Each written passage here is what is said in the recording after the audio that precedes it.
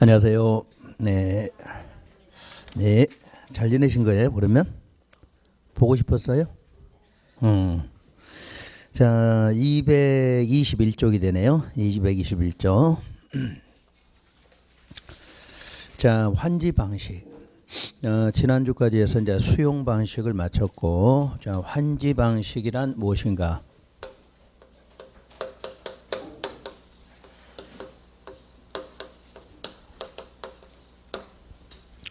자, 우선 환지 방식이란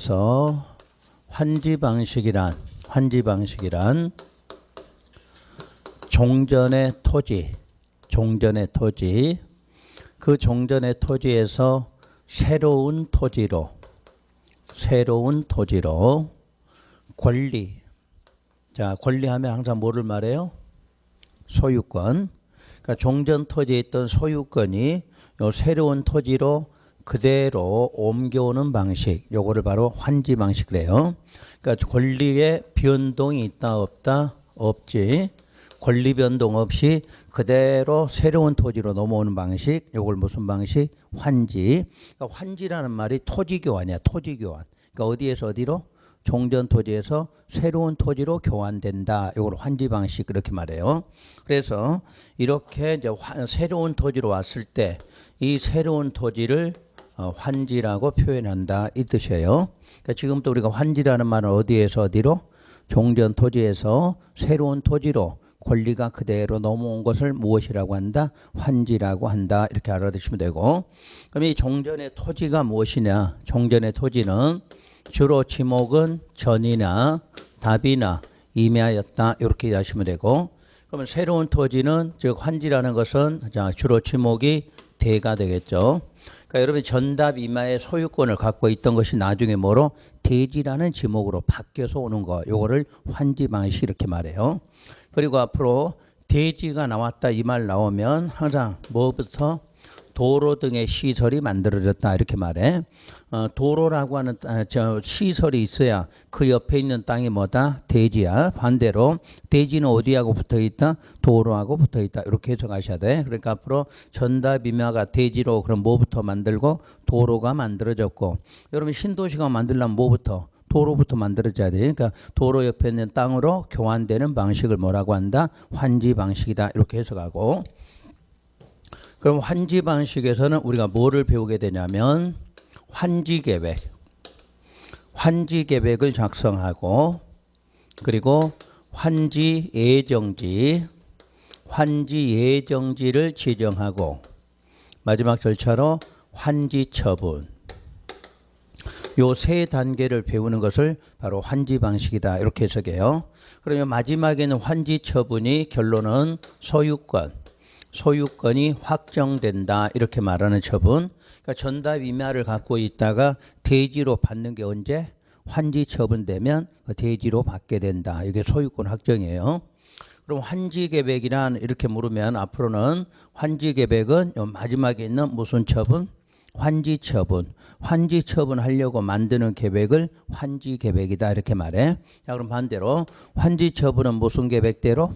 환지 계획대로. 그 두 가지에 환지 계획하면 무슨 처분? 환지 처분하려고 만든 계획. 다시 환지 처분은 무슨 계획대로? 환지 계획대로 이렇게. 그러면 중간에 있는 환지 예정지는 무엇이냐? 요거는 임의적 절차예요. 꼭 지정하는 건 아니고 사업 자체가 장기적일 때 미리 지정해서, 자, 문장에 뭐 들어가 있나요? 예정이라는 말이 들어가죠. 자, 장기적. 항상 공법에 상기적 하면 10년 이상. 그럼 환지 계획이 만들어져서 환지 처분까지가 한 15년 걸린다. 이렇게 들으면 여러분들이 권리 전답이면은 권리가 사용할 수가 있어요? 없어요? 없게 되죠. 묶이게 된다는 이야기야. 이럴 때 미리 권리를 주겠다 해서 장기적은 사용하고 수익할 수 있는 권리를 미리 주는 걸 자 뭐를 지정하는 거? 환지예정지 지정. 그러면 15년이 가기 전까지도 미리서 뭐 할 수 있다. 사용하고 수익할 수 해주겠다 하는 것이 뭐다? 환지예정지 지정이야. 그러면 환지예정지는 반드시 지정하는 건 아니고 자 사업 자체가 뭐일 때? 장기적일 때만 지정해서 권리를 미리 주고자 하는 것을 환지예정지 지정이란다. 그럼 필수적으로 해야 되는 건 뭐하고 뭐다? 환지 계획과 환지 처분은 반드시 해야 되는 거고 환지예정지는 할 수도 있고 안 할 수도 있다. 하게 된다 그러면 언제? 장기적일 때 미리서 무슨 권 주려고? 사용 수익권을 미리 주려고 지정하는 건 환지예정지다. 이렇게 해석하시고 그러면 첫 번째 이제 환지 계획부터 들어가 보면 자 환지 계획 다시 한번 의의해 드릴게요. 이번 과정만 여러분들이 의의라는 거 알겠지? 자 환지 계획은 무슨 처분? 환지 처분. 환지 처분 미리 정하는 구체적인 계획이다. 그러니까 환지 처분하기 위해서 구체적으로 만든 계획을 무슨 계획이라 해? 환지 계획. 그럼 시험장에 가면 이런 거 안 나와. 안 나오니까 그냥 우리가 이해하라고 써준 거고 환지 계획하면 무슨 처분? 환지 처분하려고 만든 계획 이렇게만 알고 계시면 되는 거지. 자, 두 번째로 이 계획을 작성하는 것은 역시 시행자다 이렇게 나와. 그럼 이때의 시행자는 다시 누구하고 누가 있다? 시행자 그러면 누구? 행정, 비행정 이 말이 나와야 되겠죠. 도시개발법은 시행자 구분 못하면 문제 답을 못 찾아.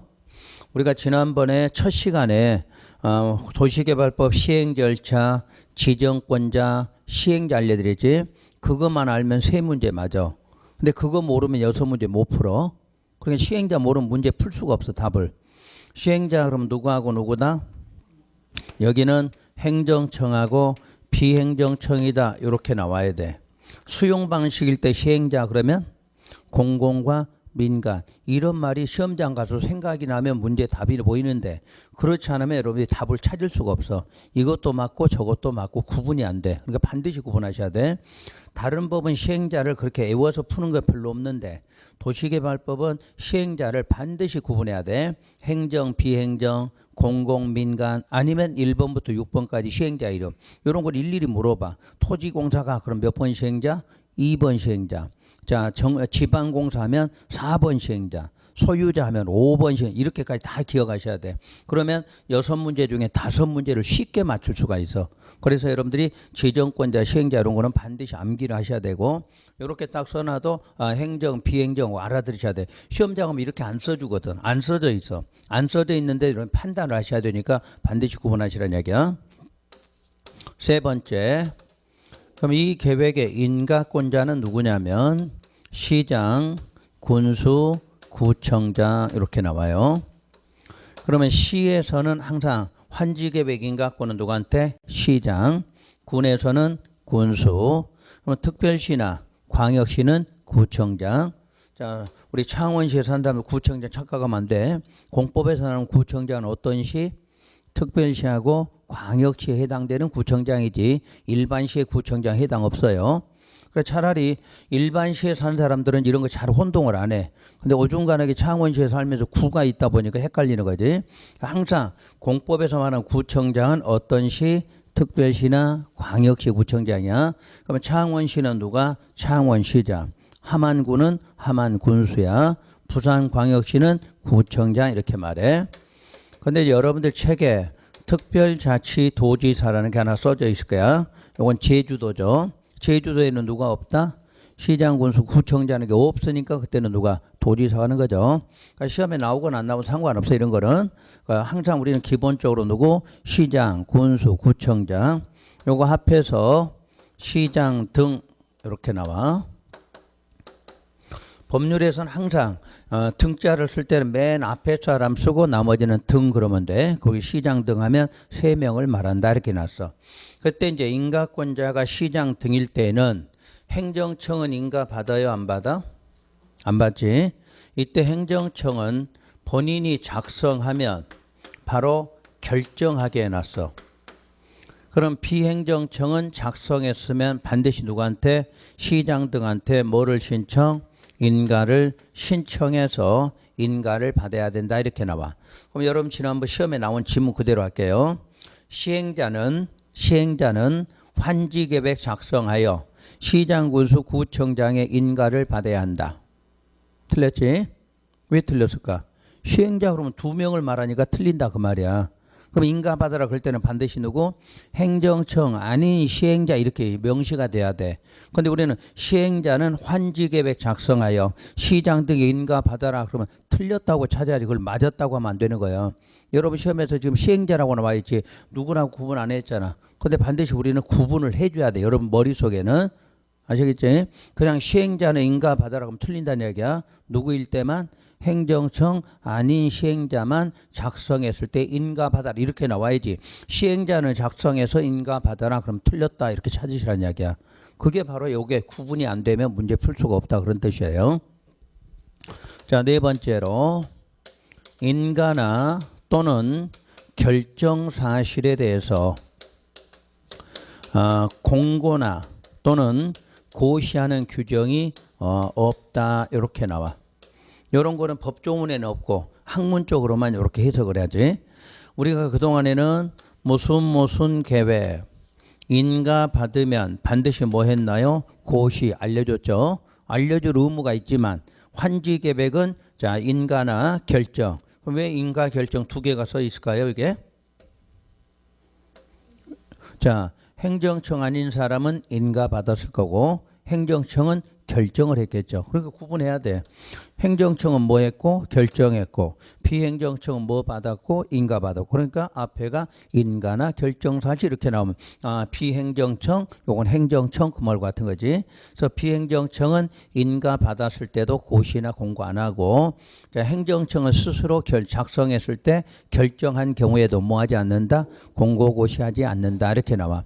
그런데 기출문제 보면 환지계획 인가에 대해서 공고하라 이렇게 나오면 틀린 거지. 공고할 의무가 없다 이렇게 돼 있어. 그럼 결론은 환지 처분에서만 공고를 해. 확정 단계 확정에서만 공고하면 돼. 나중에 환지예정지 지정할 때도 공고한다 이런 말 나오면 틀렸다고 찾아내야 돼. 그러니까 세 단계 중에 마지막 공고는 어디서만 해? 환지 처분에서만 한다. 이것도 공부하시면 돼. 편하게 이렇게 하나로 기억하시면 돼. 공고 문제는 어디에서만 한다? 환지 처분에서만 공고한다. 이렇게 기억하시면 돼. 자, 그러면 이제 네 번째까지는 이제 됐고 다섯 번째가 작성 기준이에요. 작성 기준은 원칙이 있는데 이 원칙이라는 건 뭐냐면 환지를 지정하는 것을 원칙이다 이렇게 말해. 우리가 환지 처분을 해야 돼. 환지 계획은 환지 처분은 뭐 소유권 확정. 그러니까 환지를 확정을 지어야 되니까 항상 환지 계획은 뭐를 지정하는 거? 환지 지정하는 거. 그러면 지정하기 위해서 기준이라는 것은 7개 항목.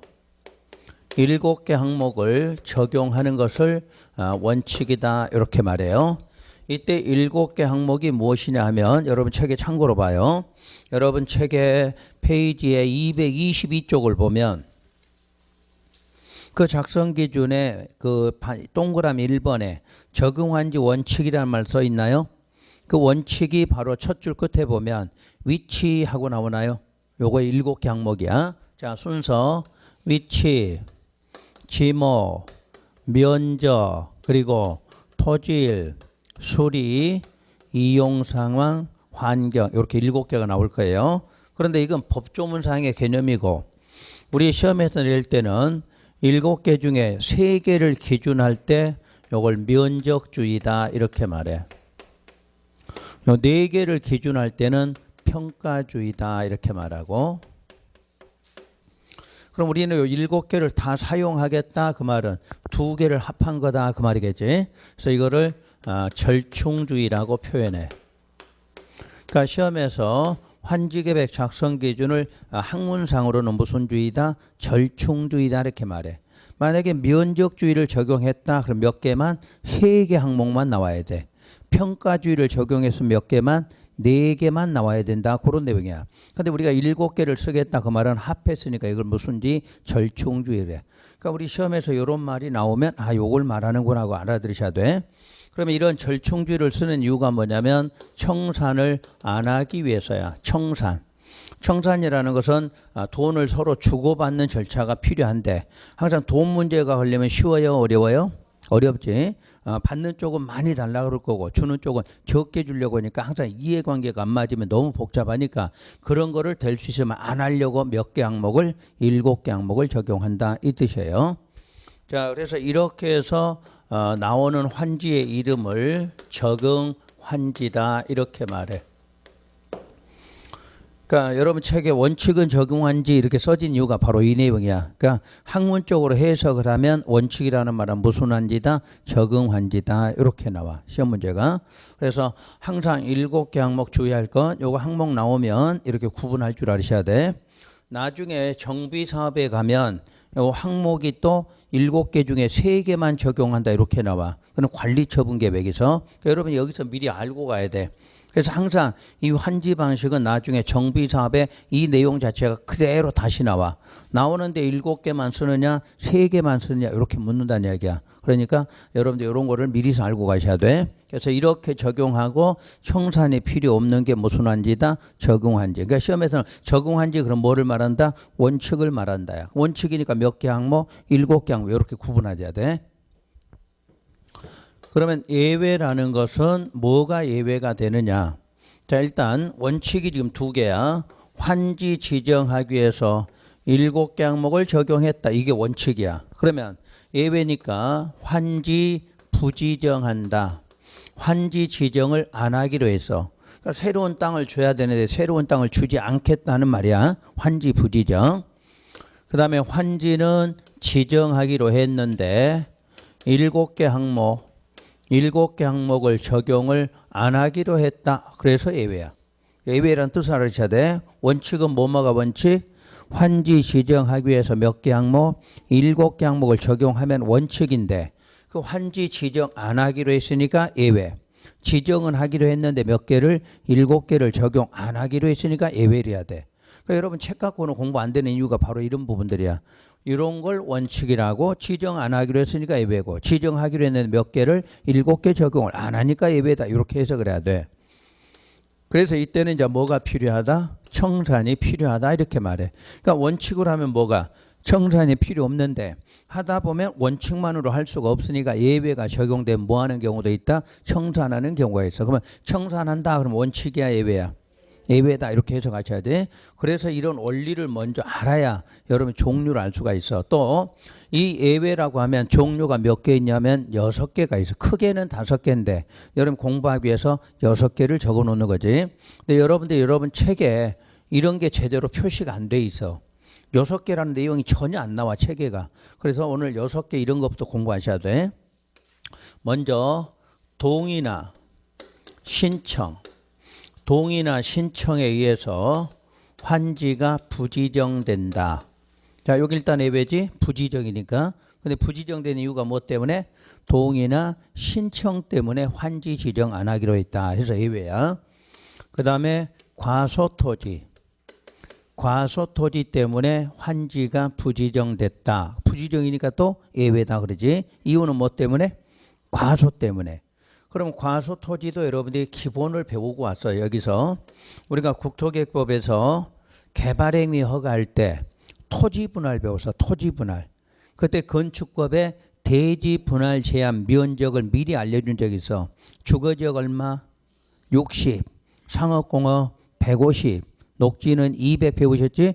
그 면적보다 미달된 면적, 그게 무슨 토지? 과소토지다 이렇게 말하는 거야. 그러니까 이 법에서 과소토지냐 아니냐 하는 것은 건축법에 대지분할 제한 면적이 있는데 그 면적보다 미달됐을 때 무슨 토지? 과소토지. 그럼 미달되면 건물 지을 수 있어 없어? 없지. 그런 땅을 과소토지라 불러. 그래서 그런 과소토지도 환지 지정 안 하기로 한다 이렇게 해놨어.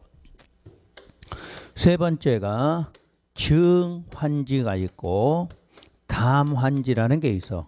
개념이 증하니까 뭐야? 늘려주겠다. 적게 주겠다 이런 의미를 갖고 있잖아. 그래서 증환지를 앞으로 여러분들은 공부할 때 부당이득 이렇게 기억하면 돼. 증환지를 뭐라고? 부당이득. 그럼 부당이득이 어디서 나왔어? 그래, 민법에서 어느 때 나와? 아무런 법률 관계없이 이득을 받다 그런 거잖아. 그럴 때는 아무 가만히 있는데 이득 받잖아. 그리고 이걸 뭐라고 그래? 부당이득 그래. 근데 가만지는 뺏겼잖아 지금. 뺏겼는데 사적으로 뺏긴 게 아니라 공적, 공법이라는 법률에 의해서 뺏겼지. 그러니까 손해배상이야, 손실보상이야. 손실이지. 손실보상. 위법하게 뺏어간 거는 뭐다? 손해배상. 우리는 공법은 적법한 행위에 의해서 뺏어간 거야. 그래서 용어도 손실보상 이렇게 나와. 그런데 요 2번과 3번이 원래는 하나의 조문이야. 하나의 조문. 근데 공부하려고 이렇게 끊어놓은 거고 요건 두 개 같아. 자, 아까 바로 면적. 토지 면적을 고려한 환지다 이렇게 말해. 아까 말한 면적이 뭐를 말해? 건축법의 대지 분할 제한 면적을 말한다 그 뜻이야. 그 면적을 갖고 조금 부족해 늘려줘.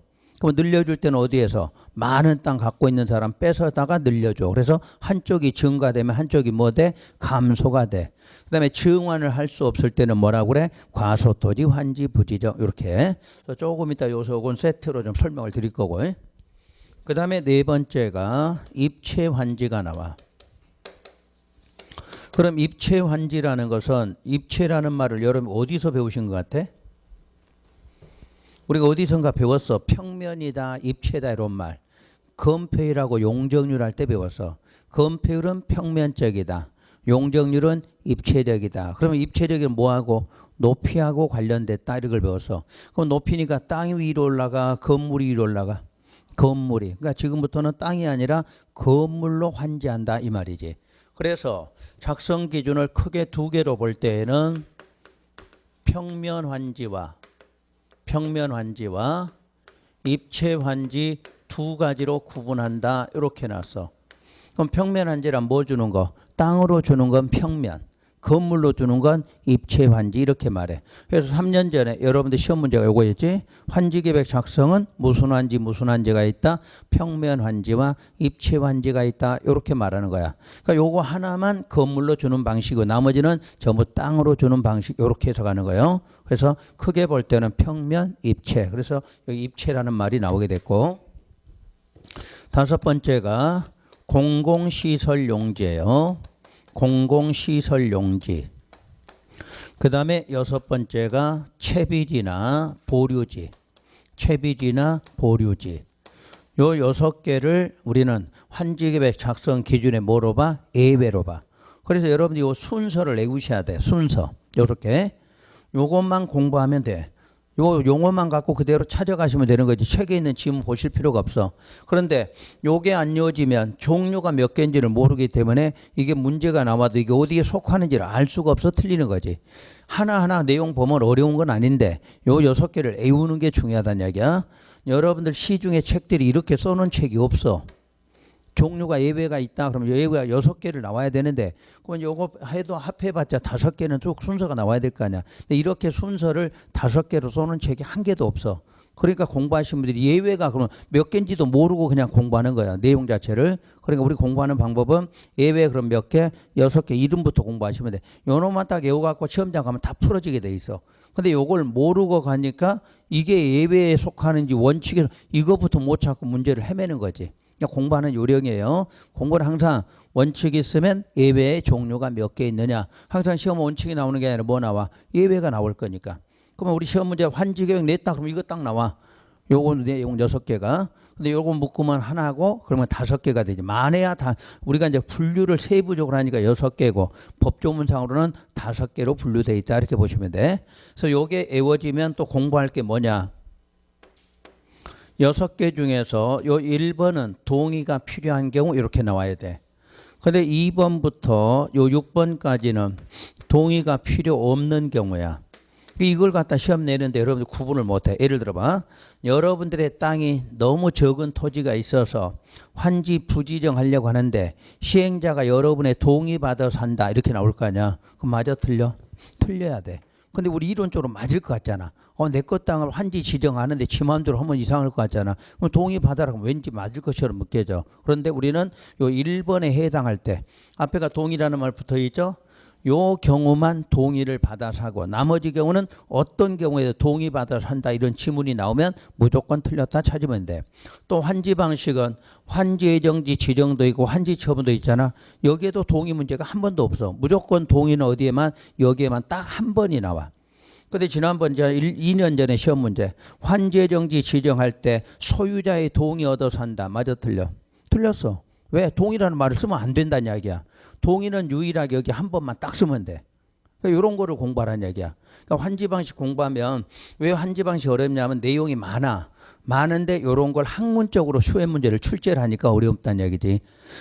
우리 수용 방식은 그냥 무대로 법조문만 갖고 공부 딱 하면 그걸로 끝나. 근데 환지 방식은 이 조문이 만들어기 전에 몇십 년 전부터 이론이 학문적으로 먼저 정립이 된 거야. 그걸 갖다 법적으로 옮겨오니까 항상 물어도 몰적으로 학문적으로 같이 묻게 돼 있어. 그래서 법조문만 중요한 게 아니라 이런 것도 크게 구분하라는 얘기야. 동의 있다 없다 이거 구분해야 돼. 환지 방식은 어떤 경우라도 동의는 여기에 딱 한 번 있다 기억하면 돼. 동의라는 말은 여기 딱 한 번밖에 안 나와. 그러니까 요 부분이 아닌 쪽에서 뭐 동의받아 한다 이 말 나오면 무조건 뭐 틀렸다고 찾으시면 돼. 그렇게 문제 찾는 연습하셔야 돼. 그럼 여기서 동의는 누구하고 누구냐면 소유자뿐 아니라 임차권의 동의도 받아 이렇게 나와. 근데 또 여기다가 소유자의 동의만 받으면 이런 식으로 나오지. 반드시 동의는 소유자하고 누구? 임차권의 동의까지 받아라 이렇게 나와. 그러면 동의가 없이 할 수 있다 이 말은 시행자가 어떻게 한다? 직권이라는 이야기야. 응? 그러니까 동의 없이 한다 그 말은 뭐야? 시행자가 직권. 그럼 여러분 땅 늘려주거나 줄여둘 때 시행자가 알아서 하는 거지. 여러분한테 물어봐 안 물어봐? 안 물어보겠지. 여러분 땅이 너무 적어서 환지 부지정해. 물어봐 안 물어봐? 안 물어볼 거 아니야. 이런 것만 딱 구분하면 돼. 그럼 문제가 풀어지게 돼 있어. 책에 있는 지문은 아무 필요 없어. 이 용어 외우고 요런 것만 구분하면 시험장에서 답은 찾게 돼 있지. 요거 모르면 백날 여러분 책에 외워 갖고 와도 자 지문은 외웠는데 동의 받아 이 말 나오면 이게 받아야 되는지 아마 이때부터 구분을 하는데. 그러니까 동의는 유일하게 여기 딱 한 번 기억하시면 되는 거야. 그 다음에가 이제 뭐냐면 이제 청산 문제가 나와. 1번부터 여기 손실보상 이 부분까지는 청산이 필요해. 그런데 입체 환지부터 요 마지막 부분은 청산이 또 필요 없다 이렇게 나와. 그래서 두 가지 구분이야.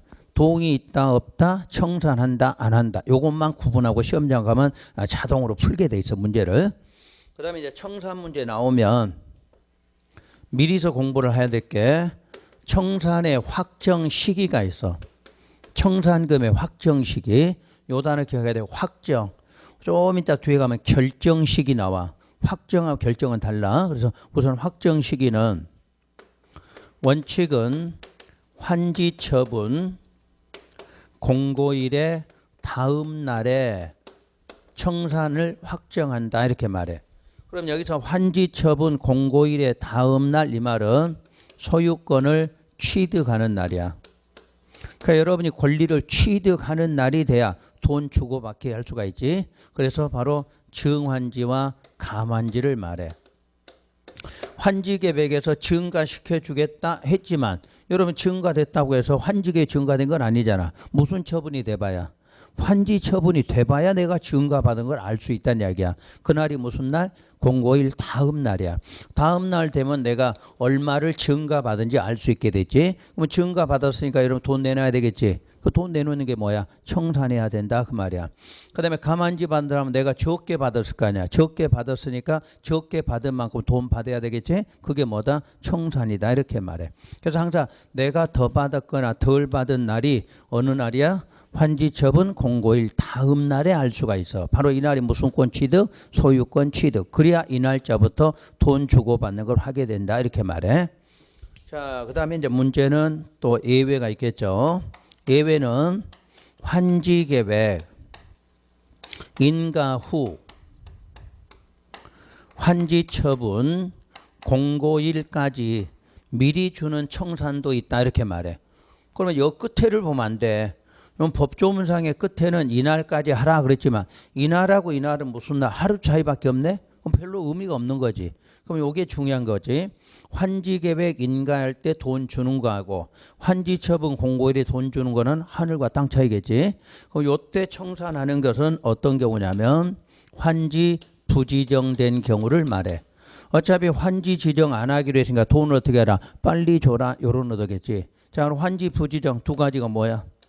동의 등이나 뭐에 의해서 과소 토지 때문에 환지가 부지정되면 뭐는 돈은 미리 준다 그 말이야. 돈은 미리 줘. 그럼 만약에 이날 주는 거하고 이날 주는 거 예를 하나 들어볼게요. 환지 계획 인가는 만약 올해로 따지면 2019년 6월 달에 인가되면 돈 준다. 그다음 환지 처분 공고는 2035년 6월 달이다. 언제 주는 게 좋아? 빨리 주는 게 좋을 거냐? 그 정도로 차이가 난다는 얘기야. 아까 장기적 하면 10년, 15년, 20년 이렇게 걸릴 거 아니야.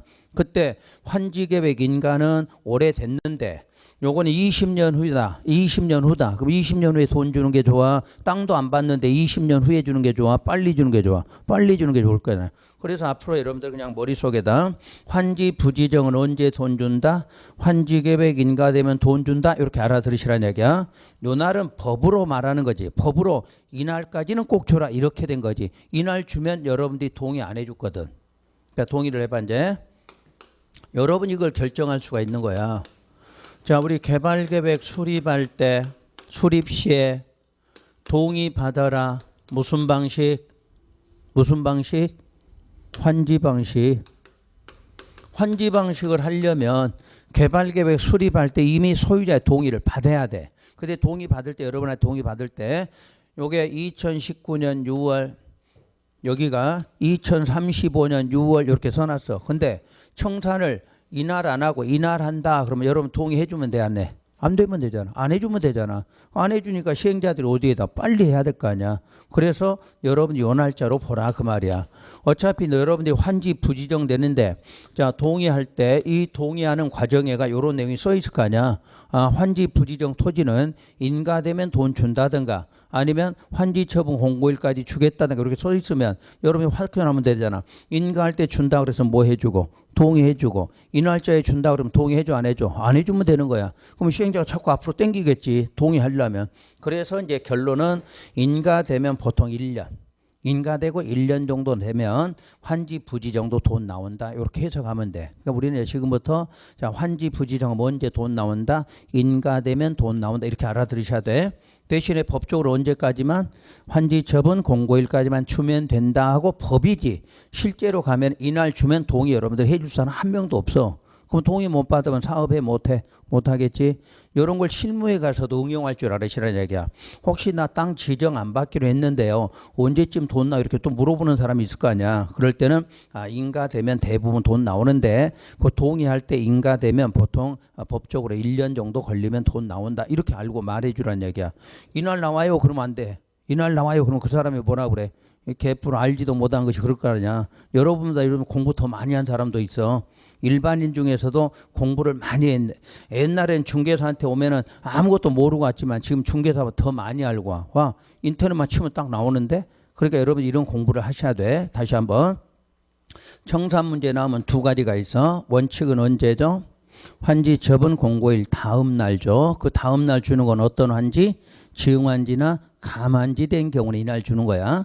문제는 환지 부지정된 건 공사가 끝나도 땅이 나와 안 나와? 안 나올 거니까 이 사람은 미리 줘라 이렇게 나왔어. 미리 주는 걸 법은 인가부터 언제까지 환지 처분 공고일까 이렇게는 해놨는데 여러분 상식적으로 20년 후에 받는 것보다 20년 전에 받는 게 훨씬 나을 거 아니야. 어차피 그때 여러분이 결정할 수 있는 방법이 어디야? 개발계획 수립할 때 환지 방식은 뭐 받기로 돼 있어? 동의 받기로 돼 있잖아. 그때 그냥 무조건 사인해 주지 말고 이런 거 보고 동의해 주란 이야기야. 이해되셨지? 그래서 오늘부터 내가 환지 부지정은 언제 청산된다 이렇게 물으면 여러분들은 지금부터 뭐라고 보면 돼?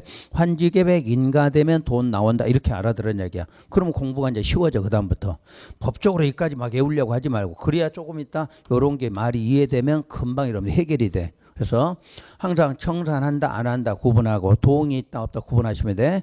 요게 공부하는 방법이야. 책 여러분 법조문 백날 읽어봤자 아무 뜻도 없어. 그런 요거 알고 하면 그냥 자동으로 알게 돼 있는 거니까. 자, 그럼 1번 하나 설명할게요. 1번부터. 여기서 환지가 부지정되는데 동의가 있고 신청이 있다는 말이 나와서 동의는 타이야, 신청은 자의다 이렇게 말해. 내가 스스로 신청했다 이렇게 말하고, 동의는 내가 스스로 한 게 아니라 누구한테 의견이 있어서 내가 사인만 해준 거다 이런 개념이야. 자, 이제 예를 들어봐요. 지금 환지 방식은 종전의 토지가 주로 뭐예요? 전답이며죠. 그럼 여기에 저 땅을 갖고 있는 사람 뭐 하는 사람이에요? 농사 짓는 사람들이야. 그런데 농사 짓는 사람한테 나중에 대지 줄 테니까 집 짓고 사세요. 그러면 그 사람들은 별로 좋아해, 안 좋아해? 안 좋아하지. 집만 달랑 지어놓고 산다고 뭐가 먹고 사는 문제가 해결이 안 되잖아. 그러니까 농사꾼은 어차피 논이나 밭이 있어야 농사 짓고 살 수가 있으니까 바로 신청하면 돼. 내가 스스로. 나는 땅 안 받을 테니까 뭐 주라? 돈 주라 이렇게 한다는 이야기야. 그게 바로 신청이야. 그래서 우리가 수용 방식은 강제로 뺏어다가 보상을 해준 거지. 근데 환지 방식은 돈이 나왔다는 보상 받았다 이렇게 안 해. 청산 받았다 이런 거야. 청산 용어가 달라. 자, 다시 한번. 수용 방식에서는 돈이 나오잖아. 그럼 뭐를 받았다 그래?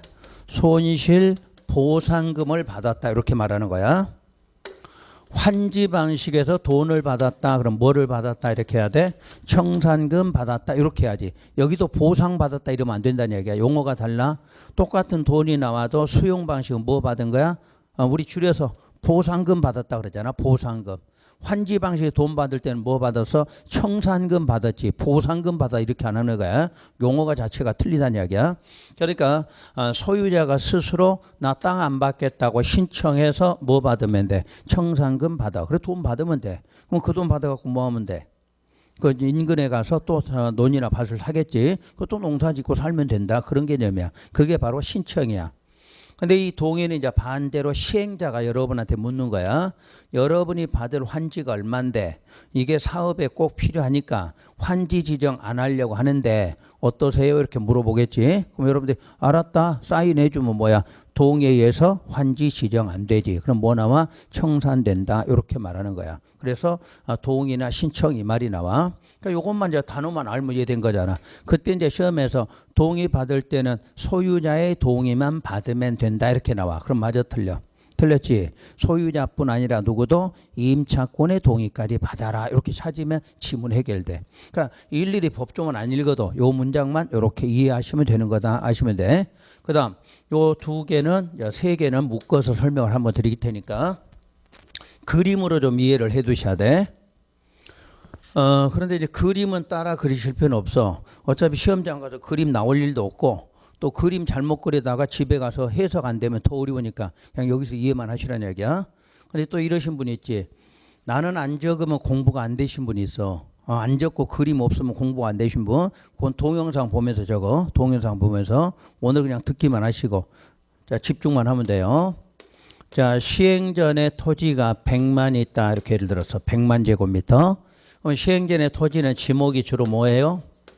전답이며죠. 이렇게 돼 있어. 자, 시행 후에요. 시행 후에도 전체 면적 100만에는 변함이 있다 없다? 없지. 전체 토지는 100만이었으면 공사 끝나도 그대로 100만이겠죠.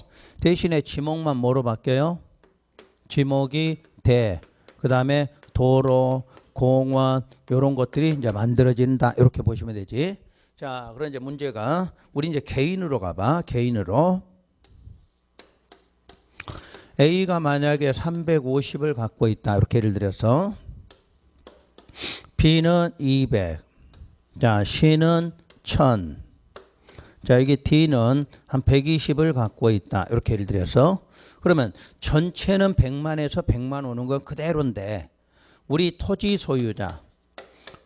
소유자의 토지 면적은 항상 감소가 되게 돼 있어. 감소가.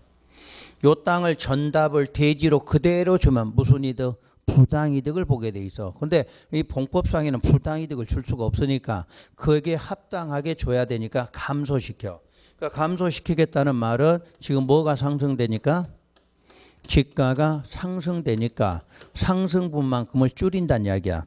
그러면 여러분이 감소돼도 전체적인 금액으로는 손해 있어 없어? 없겠지. 손해 없이 준다는 이야기야. 그런데 이제 문제는 요 감소된 땅이 자, 남게 되면 뭘로 써야 되는데 그게 왜 감소를 시켰고 어디다 쓰는 거 알아야 돼. 바로 공공시설 확장하거나 신설할 때 그 남는 땅을 사용하겠다 그 말이야. 자, 사실 공공시설 하니까 주로 대표적으로 뭐 도로가 되겠지. 그러니까 도로 만들 때 땅을 어디에서 뺏어오는 게 아니라 여러분들의 땅이 감소된 부분을 모아서 뭘로 도로 만들 때 쓴다 이런 개념이야. 그래서 감소된 면적은 집가 상승했으니까 여러분 손해 없고 그 남는 땅을 뭘로 도로나 공원 이런 데 만드는 땅으로 쓰겠다야. 그럼 신 확장하면 무슨 뜻? 기존에 있었던 거를 늘리는 거고 없으니까 뭐로 새로 만든다 이렇게 쓰는 거야. 그때 이 감소될 때 감소되는 비율을 감보율이라고 그래. 감소되는 비율을. 근데 우리 시험에는 한 번도 출제된 적 없어. 이런 거는 안 나와 용어 자체가. 그러니까 줄이는 비율이다 이렇게 알아들으면 돼.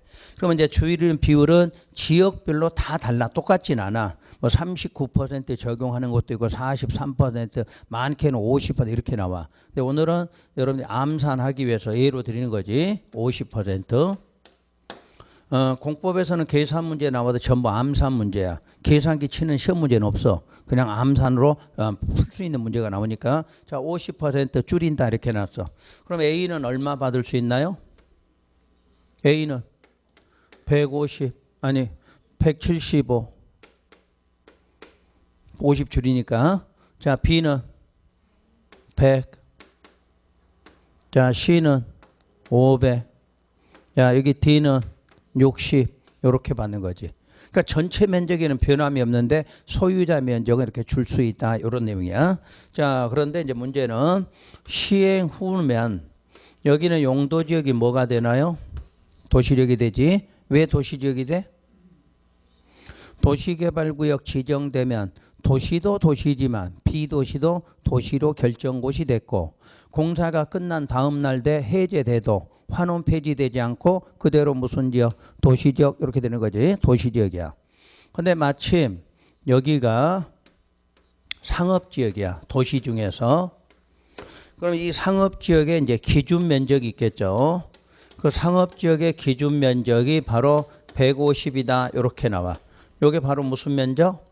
건축부상의 대지 분할 최소 면적을 말하는 거지. 그러니까 상업지역의 건축물 건축하려면 얼마가 150은 있어야 된다. 요 내용이야.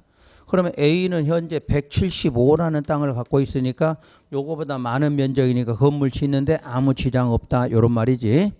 그런데 B는 자 환지를 받은 100밖에 못 받았어. 그럼 이 면적보다 훨씬 적으니까 환지는 받았는데 건물 지을 수 있다 없다? 없겠죠.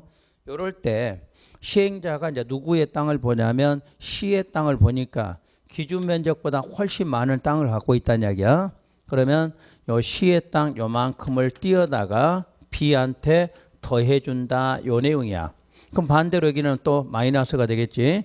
근데 더해주거나 빼가는데 시행자가 소유자한테 동의 얻었어 안 얻었어? 안 얻었지. 만약 동의 얻는다 그러면 이게 사업이 돼 안 돼? 안 돼. 그래 동의를 안 받게 하는 거야. 이거 동의하겠다 그러면 안 돼. 그러면 못 하는 거 아니야. 그러니까 직권으로 하게끔 만들어 놓은 거야. 직권으로. 이해되셔서 왜 동의 없이 하는가? 동의를 받게 해놓으면 절대 이 동의가 또 안 된다는 이야기야. 그러니까 동의 없이 시행자가 직권으로 하게끔 법으로 만들어 놓은 거야. 그래서 시행자가 시의 땅 50을 띄어다가 B한테 더해주고 그러면 더해주니까 이게 뭐가 돼? 증환지가 되고 여기 무슨 이득? 부당이득이 됐어. 그러니까 시험장 가서는 이렇게만 증환지는 뭐다? 부당이득 이 말만 찾아내면 돼. 이거는 반대로 감환지가 된 거지. 그래서 손실보상을 받는다 이렇게 말해. 그래서 부당이득 손실보상 돈으로 주고받아. 그게 뭐다? 청산이 필요하다 이렇게 말하는 거야. 그러니까 시험장 가서는 요 지문만 알면 되는 거지. 뭐 그림으로 이해하실 건 없는 거지. 그 다음 이제 요게 문제가 돼. D는 60인데 증환을 하려면 얼마가 필요해? 90 이상이 필요하잖아. 이럴 때 자기가 받을 수 있는 환지보다 더 많은 숫자로는 증환을 안 해결해서 법적으로 못해. 그래서 이런 토지를 과소토지로 해서 환지 부지정하면 돼. 그럼 이때 환지 부지정할 때도 동의 받아야 돼? 안 받아야 돼? 동의 받을 필요 없죠. 만약 동의 받는다 그러면 이 사람이 또 뭐라고 그래? 안 돼 그러면 또 실력 못 할 거 아니야. 그래서 동의를 안 받게 하는 거야. 그럼 이렇게 해서 이 사람도 뭐만 청소 안 하고 끝내면 된다. 이런 개념이야. 그래서 여러분들은 세 가지 과정만 요기하면 돼. 그게 아까 묶어진 뭐 때문에 토지 면적을 고려한 환지다 이렇게 말하는 거야. 그러니까 시험에서 조금 부족하면 뭐 해줘? 증환. 너무 많이 부족하면 증환을 못 해. 그래서 이 과소토지라는 말은 무조건 작다가 아니라 뭐가 안 되는 거? 증환이 안 되는 거야. 그럼 요 100도 무슨 토지야? 과소토지야. 이것도 과소토지. 하여튼 기준 면적보다 미달된 건 전부 무슨 토지? 과소토지인데 조금 부족하면 뭐 해줘? 증환. 너무 많이 부족하면 증환이 안 돼. 그럴 때는 학수 없이 과소토지로 뭐 한다? 환지 부지정한다. 이렇게 말하는 거야. 세 개 이제 됐나요? 요거 세 개만 이제 할 수 있으면 여러분들 모든 게 다 구분이 된 거야 이제. 그 다음에 이제 여기 나오는 입체환지는 뭐냐? 입체환지는 여러분 책에다 써놓으세요. 요거는 여러분 책에 224쪽 양괄호 3번에 입체환지 써져 있나요? 그 옆에다 이렇게 쓰세요. 입체환지는 과소토지가 있을 때 과소토지에 대해서 원칙적으로 청산을 안 하려고 하는 게 입체환지야. 입체환지는 무슨 토지가 있어? 과소토지가 있어. 근데 그 과소토지에서 뭐 하지 않으려고? 원칙적으로 청산을 안 하려고. 그냥 청산 안 한다가 아니라 앞에다 뭐? 원칙 청산 안 하려고야. 그 예외는 뭐야? 할 수도 있다 그 말이야. 이걸 잘해야 돼. 그러니까 입체환지는 무슨 토지가 있을 때 하는 거야? 과소토지가 있을 때 하는 거다 그 말이야. 이 말이 여러분 책 어디에도 안 써져 있으니까 이해를 못 하는 거야. 입체환지는 무슨 토지가? 과소토지가 있어. 그럼 아까 우리 과소토지가 있으면 환지 뭐 했어? 부지정해서 뭐 해야 돼? 청산. 근데 과소토지가 10,000개가 있어. 청산하기 쉬워 어려워? 어렵잖아. 그럴 때 청산 안 하고 뭘로? 입체가 아까 뭐라고 그랬어? 건물 지어서 나눠주는 이 방식이야. 건물 지어서 나눠주는 방식을 쓰겠다 하는 게 뭐다? 입체환지다 그런 말이야. 그러니까 항상 입체환지하면 이 말을 떠올리고 있어야 되는 거야. 책에는 없지만. 자 다시 입체환지는 무슨 토지? 과소토지가 있어. 그래서 뭐 안 하려고? 원칙적으로 청산 안 하려고 하는 게 뭐다? 입체환지다 그런 내용이야. 그러면 이제 그 밑에 동그라미 1번에 신청에 따른 입체환지 서지 거기에 이제 3개 단어가 들어있어. 그 3개가 뭐냐면 입체환지 요건은 첫째가 사업을 어떻게 하려고? 원활히 시행하려고. 이 원활히 시행한다는 게 뭐를 안 하면? 청산을 안 하면 되는 거야. 청산을 안 하면 원활하게 시행한다 이 말이야. 그래서 원활히 시행하는데 현재 무슨 토지가 있어? 과소토지가 있다 그 말이야. 그러니까 이런 말은 안 써져 있지만 이해를 해서 알아들으셔야 돼. 그럴 때 토지나 건축물 소유자의 뭐를 받아서 신청을 받아. 동의가 아니잖아. 신청을 받아. 책에 있어 없어? 그거 1번만 보라고 그랬잖아. 1번에 그 3개 말을 구분하라는 이야기야. 자, 첫째 사업을 뭐 하기 위해서 원활하게 시행하려고. 그 말이 무슨 토지가 있어? 과소토지가 있다 그 말이야. 그럴 때 토지나 건물 소유자의 뭐 받아서? 신청을 받아서. 그거까지 찾았나요? 세 번째 조금 바꿔서 시행자가 처분 권한이 있는 건축물을 갖고 있어야 돼. 그래서 이 건축물에다 일부에다 무슨 권? 구분 소유권. 그 다음에 건축물이 있는 토지에다는 공유 지분. 요걸 부여하는 방식 이렇게 기억하면 돼. 거기도 이런 말은 써져 있죠. 건축을 하고 일부라는 말 써져 있잖아. 근데 일부는 그냥 여러분 일부라고 하면 돼 있지. 우리는 일부를 무슨 권이라고 그래? 구분 소유권. 그다음에 그 건물이 있는 땅에다 무슨 지분? 공유 지분. 그거 부여하면 우리 토지 소유자도 뭐 없이도 청산 없이도 권리 문제가 해결됐다. 그런 지문이야. 그때 여기서 건축물이라 그러면 이게 뭐냐 그 말이야. 이 건축물이 상가 아니면 아파트란 뜻이야. 우리 상가 소유자를 뭐라고 불러? 구분 소유권자 그러잖아. 아파트 소유권자 뭐라고 그래? 구분 소유권자 그러잖아. 그러니까 땅에다가 건물을 올려서 자 1층에 1호 누구 가져? 1층에 2호 누구 가져? 이렇게 주는 게 무슨 권이야? 구분 소유권. 그래서 여러분들이 큰 신도시 같은 데 들어가면 대형 쇼핑몰이 생기는데 소유권이 같아 달라? 다 다르잖아. 그게 이런 방식이야. 입체환지 소유자에게 조금씩 띄워주는 방식. 그게 무슨 방식? 입체환지 방식 그 말이야. 이해가 됐나요?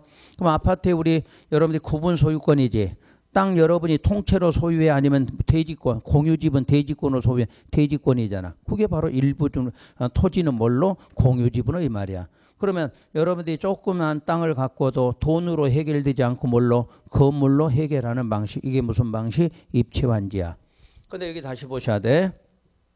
왜 원칙은 청산 안 하느냐? 그 예외는 청산할 수도 있겠네. 예외는 여러분이 만약에 받을 수 있는 권리보다 상가 면적을 좀 더 받을 수도 있고 아파트 평수도 더 받는 사람도 생길 수도 있다. 그럴 때는 뭐래? 돈 내놔야지. 그럴 때 예외로 뭐가? 청산 필요하다 이렇게 말하지.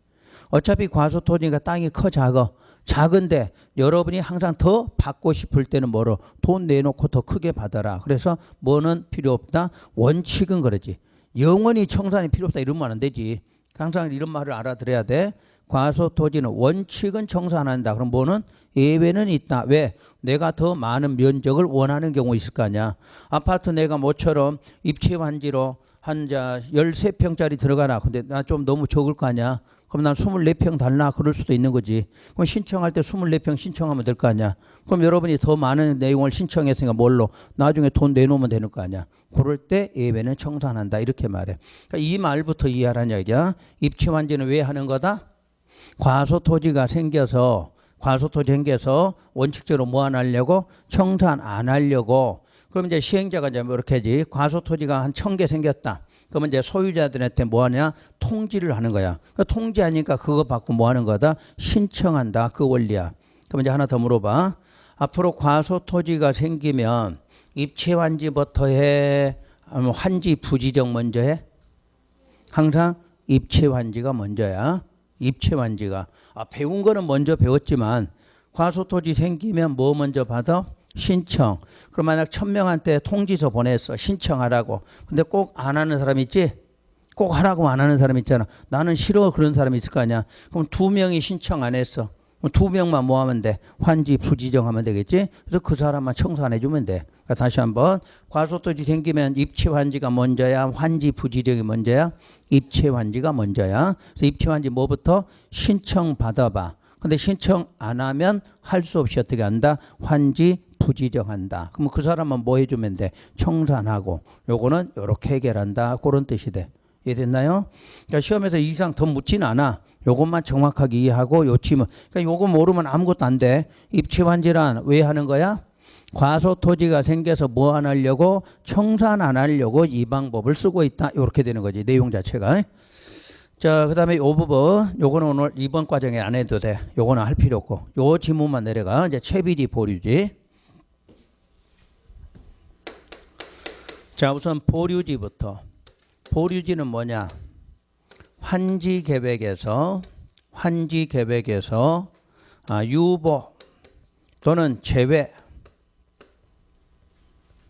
제외된 토지다 이렇게 말해. 여러분 책 어디에도 없어 이런 말은. 바로 학문적으로 배울 때 나오는 내용이니까. 자, 환지 계획은 아까 뭐 하는 계획이야? 환지 계획은 환지를 지정하려고 만드는 계획이지. 환지 지정하려고. 근데 그 지정에서 뭐 됐어? 제외됐어. 그러니까 환지 지정해 안 해? 안 한다는 이야기야.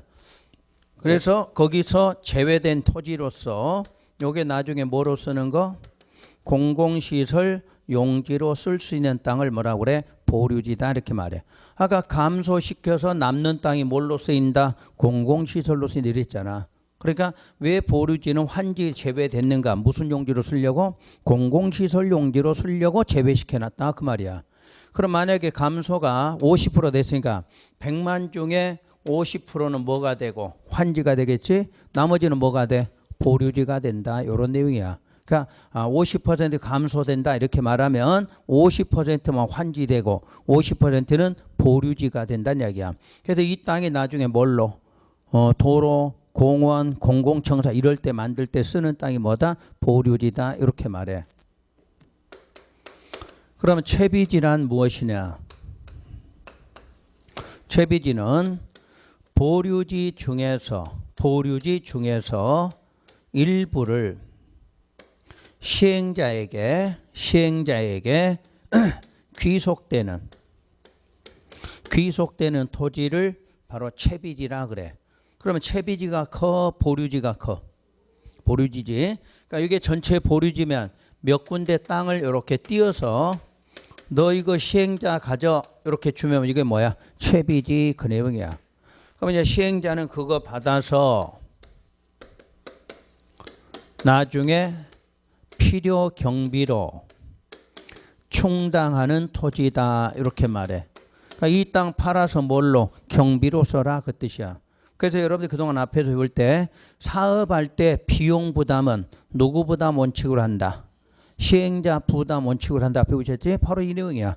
그러니까 모든 시행자는 사업하면 팔아서 쓸 수 있는 땅을 받게 돼. 그 땅의 이름이 뭐다? 채비지. 그거 팔아서 뭘로? 경비로 써라 이렇게 나와. 그래서 그 채비지하고 보류지는 이렇게 구분하시면 돼. 근데 보류지로는 시험에서는 잘 안 물어볼 거야. 물으면 주로 뭐? 채비지지. 이건 학문적으로 이렇게 돼 있고. 자, 그래서 우리가 이제 환지계획 작성해서 예외하면 요걸 예외다 이렇게 말해.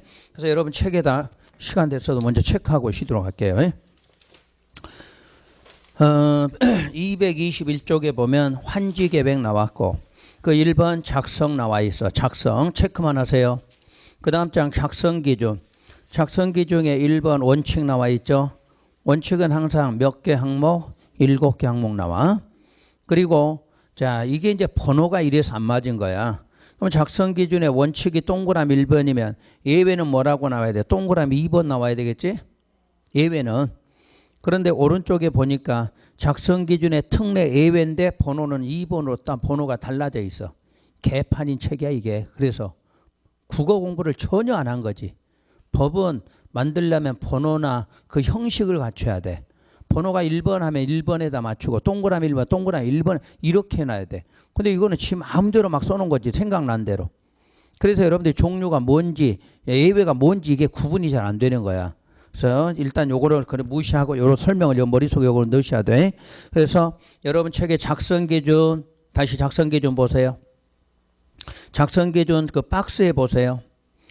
자, 1번 번호 환지 방식은 아까 무슨 환지 있다. 평면 환지, 입체 환지. 오늘 이번까지는 거기까지만 고시하면 돼. 그 다음에 이제 오른쪽 넘어가서 자 예외라고 해서 예외 종류 체크할게요. 양괄호 1번 동의 등에 따른 환지 제외. 환지 제외가 뭐야? 부지정한다 그 말이야. 요거 됐죠? 그럼 2번 넘겨봐. 다음 페이지에 2번에 토지 면적을 고려한 환지라고 돼 있나요? 그럼 토지 면적 고려한 환지에는 증환지, 감환지 또 하나 뭐가 있어? 과소토지, 환지, 부지정도 있어야 되잖아. 근데 여러분 책에는 또 그 두 개만 딸랑 써놓은 거지. 그러니까 이제 시험에서 면적하면 두 개만 있구나 이러면 안 되는 거야. 세 개가 있어. 자 확인할게. 시행자는 토지 면적의 규모를 조정할 특별한 필요가 있으면 면적이 작은 토지는 과소토지가 되지 않도록 자 밑줄 면적을 늘려 환지를 정한다. 면적을 늘려 환지를 정한다. 이게 뭐야? 증환지야. 다시 환지 대상에서 제외 이 말 나왔어. 환지 대상 제외가 뭐야? 과소토지 환지 부지정.